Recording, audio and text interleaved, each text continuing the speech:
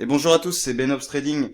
Je voulais vous présenter une étude de cas aujourd'hui qui m'a été proposée tout à l'heure en fait, sans le vouloir par un ami, qui m'a appelé en fait pour me dire, pour me demander ce que je pensais d'une société sur laquelle il vient d'investir. Donc du coup j'ai regardé ce que ça valait et j'ai regardé en fait tout simplement. Alors moi je vais pas vous mentir, hein, il y a un très bon trader, pour moi le meilleur c'est David Renan. Et en fait lui simplement, hein, dans sa première vision de voir les choses, qui est très logique en fait, il va regarder sur une entreprise si la trésorerie couvre le rapport trésorerie capitalisation, et souvent si la trésorerie couvre plus de la moitié de la capitalisation, ou au moins enfin combien quoi.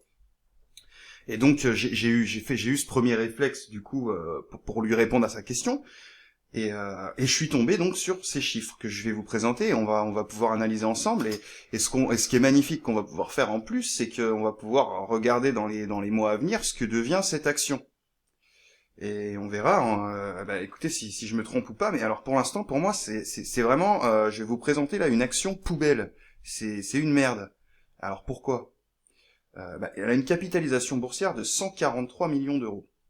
D'accord? Donc il la valorise en bourse à 143 millions d'euros. Maintenant, quand on regarde ces chiffres, on a une trésorerie de 7 millions d'euros. 9 millions d'euros si vous voulez en 2016, allez, pour être gentil. Et on va faire un calcul. Enfin, c'est très simple, Julien. Ils ont donc, ils sont capitalisés à 143 millions, donc on va prendre 143 et on va le diviser par ce qu'ils ont en trésor. Allez, le plus haut, hein, de 2016, 9,77.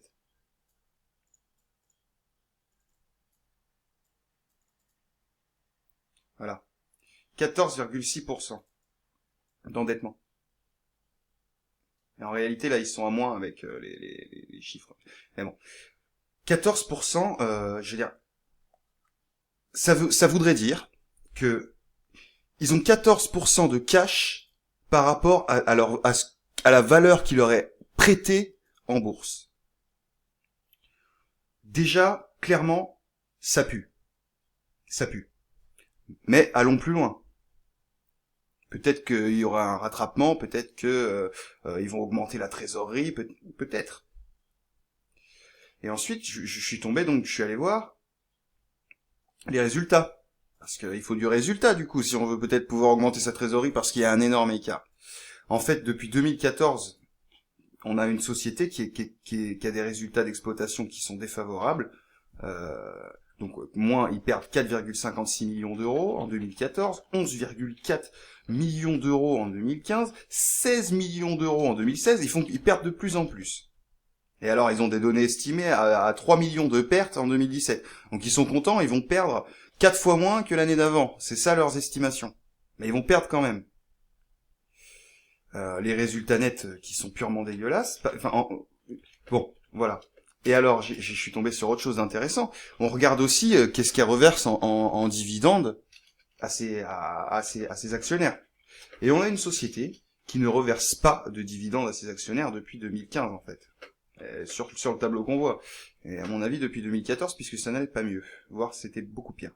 Non, ça allait mieux quand même. Peut-être qu'ils auraient versé un centime. Donc, clairement, pour ceux qui s'intéressent là aux actions, à trouver donc des trucs intéressants, mon ami m'a tout de suite dit ah mais elle est bien, elle est pas chère, elle vaut 41 centimes. Mais moi ce que je vois c'est que c'est une action qui est cotée à 41 centimes mais qu'en vaut zéro, donc elle est chère. Elle est très chère même, trop chère. On pourrait prendre un exemple comme Google qui vaut 800 euros, 800 dollars, mais qui pour moi est largement sous-coté. Parce que Google n'est pas cher. Google à 800 dollars n'est pas cher. AvanQuest Software à 40 centimes est trop cher, très cher. Voilà une analyse de cas que je vais suivre parce que j'espère que je me trompe. Parce que comme ça, je verrai qu'est-ce que j'ai loupé dans cette entreprise qui fait qu'elle explose en fait. Et je vous invite aussi à suivre l'avancée de cette entreprise.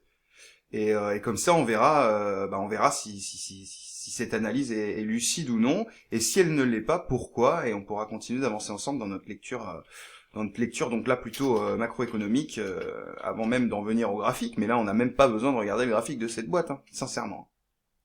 Voilà, donc c'était Benops Trading pour cette étude de cas sur une action en bourse, une action française.